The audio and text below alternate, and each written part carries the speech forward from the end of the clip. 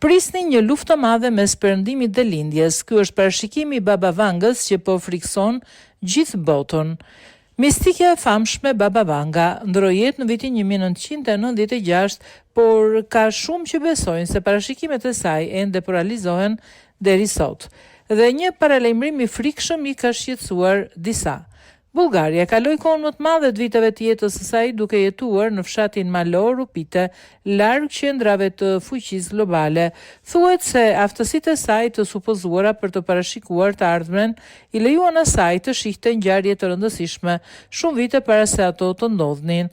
Tani, ndërsa tensionet vazhdojnë midis Iranit dhe Izraelit, ata që e kanë ndjekur punën e Baba Vangës gjatë viteve kanë marrë një parashikim shqetësues që ajo ka bërë për vitin 2025, sapo të bjerë Siria prisni një luftë të madhe midis Perëndimit dhe lindjes. Në pranverë do të fillojë një luftë në lindje dhe do të ketë një luftë të tretë botërore, një luftë në lindje që do të shkatërrojë Perëndimin.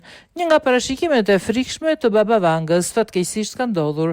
Bëhet fjala për tërmetin shkatërues dhe vdekjeprurës Nazin Jugore, një profeci që rezultoi e vërtetë duke u marrë jetën rreth 2700 vetëve.